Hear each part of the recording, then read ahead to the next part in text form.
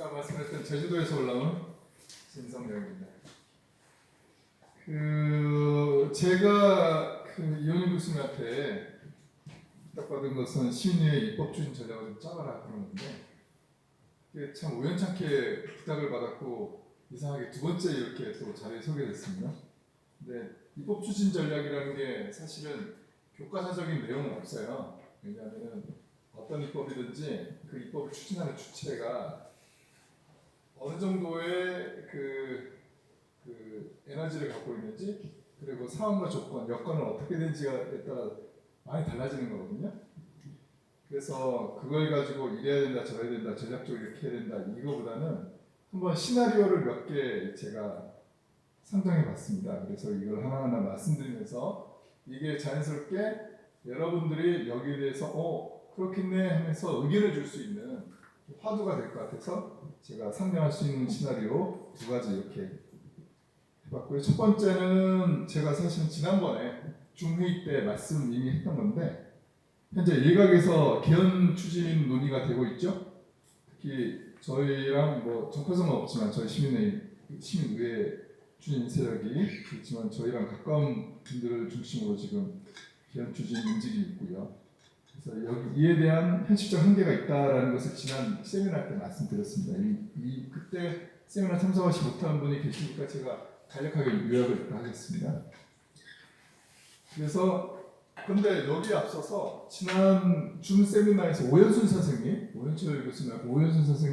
발제가 간단히 있었죠. 대신 교독을 하셔가지고. 근데 오연순 선생님 같은 경우는 시민의회의 결정의 구속력에 대해서 되게 좀 약간 반드시 그거를 구속력을 가져야 되느냐. 사실 공고 수준의 이르러도 좋다. 시민의회는 중요한 게 투명성이다. 이렇게 말씀하셨잖아요. 그래서 저한테 어떻게 생각하시는지 의견을 물어보시길래 시민의회를 바라보는 그 시선이 아주 많다. 우리 100명이면 아마 100개의 시선이 있을 수 있다. 그렇기 때문에 입법 추진에 앞서서 사실 시민의회가 무엇인지에 대해서 한번 우리가 논의해봐야 되는 게 먼저다라고 말씀을 드렸던 것 같아요. 그래서 시민의회 입법 추진에 있어서도 반드시 이것이 헌법 증거가 필요한 것인가. 이게 법률적인 권한 정도로 충분할 수도 있거든요. 그렇지만 여기 지금 오시기로 하셨는데 안 보이시는데 광명희 교수님 같은 분은 시민의회를 헌법 차원에서 규정을 해서 제 4부까지는 아닌데 하여튼간 기존의 제도 정치를 확실히 견제할 수 있는 장치를 시민이 견제할 수 있는 장치를 만들어야 된다는 입장인 걸로 제가 알고 있어요.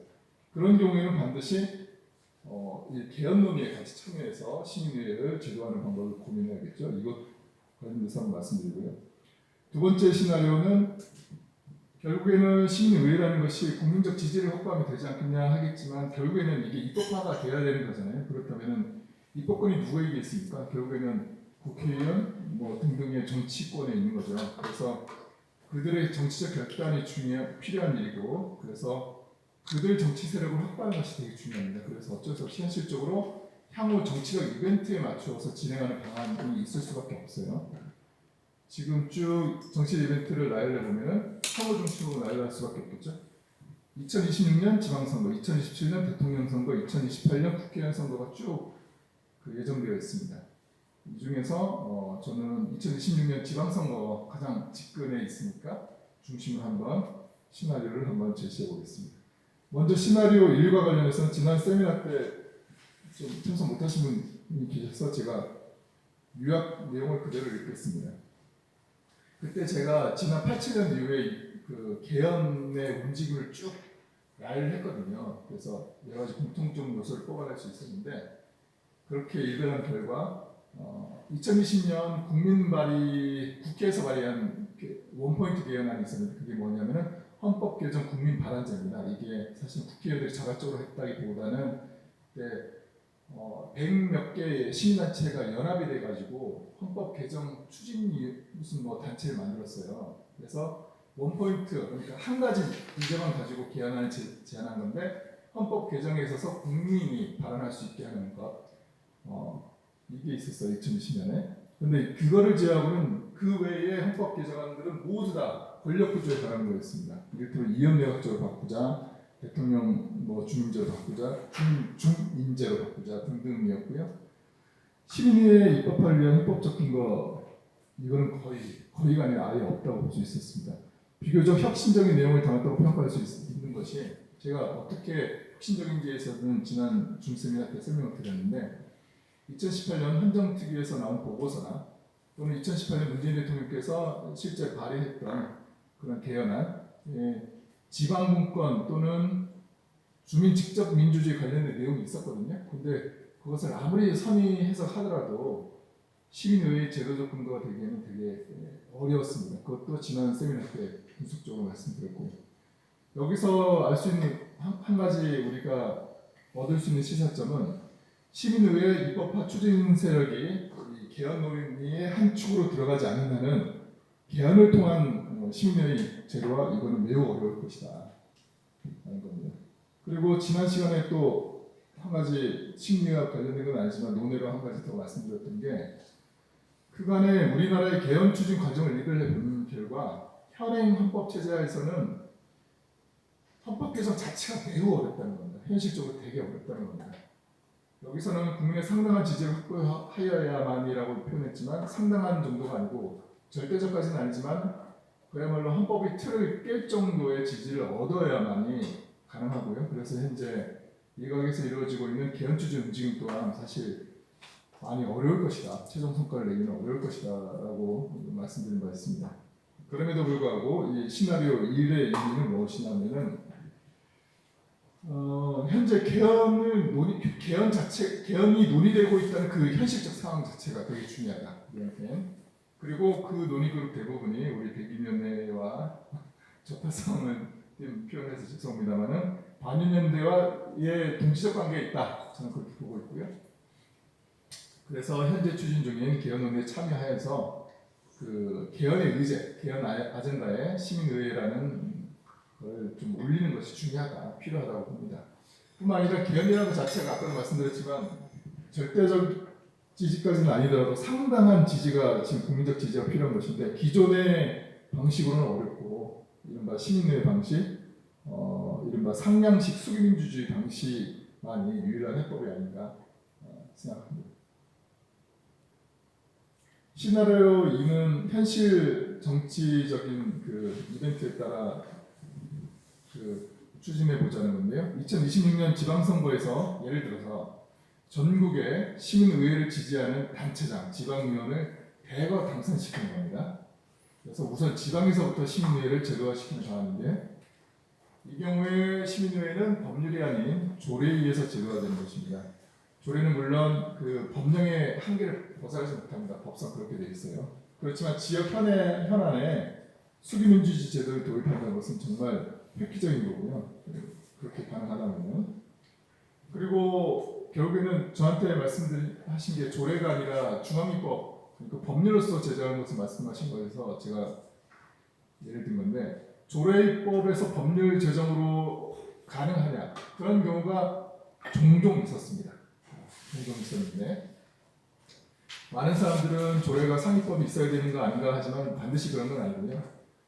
지방사무가 유임사무, 단체 유임사무, 기관 유임사무가 또는 그 외 자치사무소 등등으로 나눌 수가 있는데 그것 때문에 달라지는 면도 있지만 사실은 우리가 생각하고 있는 시민의 권한을 어느 정도로 설정할지에 따라서 조례 제정 여부가 가능하게 됩니다. 중요한 것은 조례 제정에서부터 법률입법을 선도하는 것인데 혹시 부천시 담배 자판기 조례라는 거 기억나시나요? 제가 법을 공부할 때 이게 최초로 조례가 중앙입법을 선도한 사례인데 조례로는 주민들에게 불이익을 주는 조례는 만들 수 없습니다. 시민들에게 불이익을 주는 조례는 반드시 국회에서 만들 수 있도록 되어 있거든요. 그런데 담배 자판기 조례는 청소년을 위해서 담배 자판기를 학교 주변에 설치하지 못하도록 한 조례예요. 우리 상식에 부합한데도 불구하고 법적으로 조례가 마음대로 그걸 정할 수 없다라고 했다가 그게 대법원에서 헌법적 해석하고 막 그랬다가 결국에는 법으로 담배 자판기 금지 법률이 관련된 내용이 들어간 법률이 만들어집니다. 그리고 최근에는 서울시의 학교 밖 청소년 지원 조례 우리 강명 교수님 오시면 너무 좀 이게 만들어졌고요. 왜 제가 이걸 언급하냐면 제가 서울시 수석 전문위원 그 당시에 논란이 있어서 그만둬서 제가 수석 전문위원을 이었었는데 제가 수석정리를 하고 있을 때 제가 만든 겁니다. 제가 입안에서 그러니까 누가 발행한 게 아니라 이거를 누구한테 줄까 하다가 그 양쪽 당에다가 그 당시 그 민주당, 한나라당 이렇게 두 군데 줘가지고 위원장 대안으로 만든 건데 물론 현장에서 요구를 받아서 제가 성안을 해서 만들긴 했지만은 어떤 걸 만들었거든요. 합계박 지원 조례가 나왔어요. 근데 이게 만들어지고 한 2년인가 3년 뒤에 합계박 지원 법률이 만들어집니다. 내용이 약간 다르긴 하지만 제가 만든 거 거의 받았습니다. 그래서 시민의회를 법률로서 만들어야 되지 조례로서 만드는 게 의미가 있겠느냐 생각하겠지만 조례로 먼저 선도적으로 만들고 중앙위법 따라가게 하는 것도 좋겠다. 왜냐 여기 나와 있지만 조례로 제도화된 시민의회의 효능감을 시민들이 실제 경험함으로써 법률 제정의 추동력이 자연스럽게 만들어질 것이다. 이렇게 보고요. 또 그렇게 만들어진 조례가 적용되는 그 지역이나 지역 현안이 일종의 테스트 베드 역할을 할 수 있다고 보거든요. 그 시민의회의 테스트 베드 역할을. 그러면은 나중에 법률로서 만들 때 그 내용적 완결성을 강화하는데 도움이 될 것이다. 저는 그렇게 생각합니다. 그래서 총결, 제 결론을 내리면 각 시나리오가 의의도 있고 한계도 있습니다. 먼저 시나리오 1 같은 경우는 현재 우리 시민의회 재정 추진 세력들, 우리 세력이 어느 정도 되는지 저는 잘 모르겠습니다. 근데 개헌 추진 세력과 같이 하게 된다면 보다 큰 동력을 얻을 수 있을 것이다 하는 것이고, 멈춰야 그리고 만약에 시나리오 1이 성공하게 될 경우에는 시민의 권한 최대치를 얻을 수 있을 것이다 라는 생각이 들고요. 그렇지만 어려움이 있죠.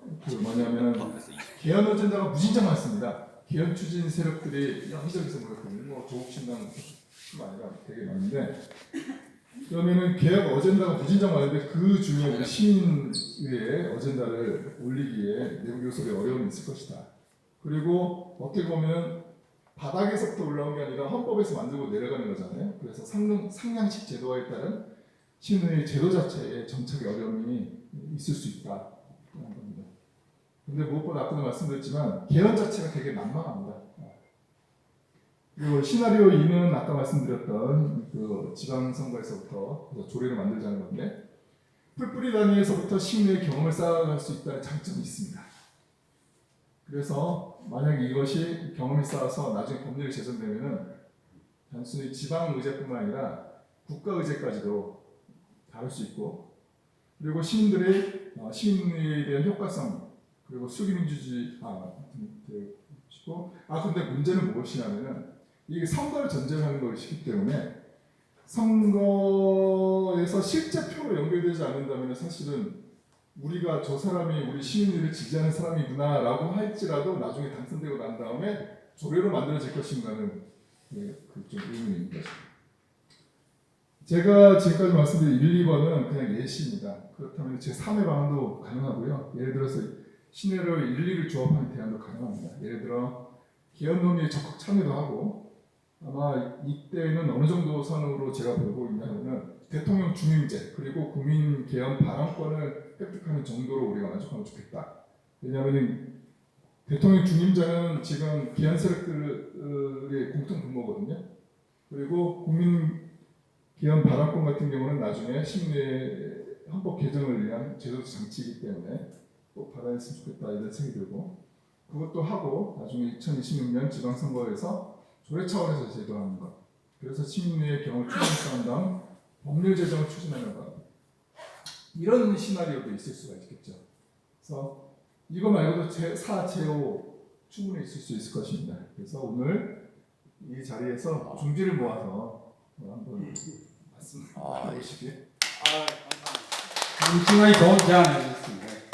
조례를 통해서 입법을 하는 전략, 핵심적인데, 이 토론 시간이기 때문에 우리가 이 집단위 시간에 이 토론을 포함해서 진행하는 걸로 하겠습니다. 다시 한번 박수 부탁드립니다. 들어가면 되는 겁니다. 다음 정명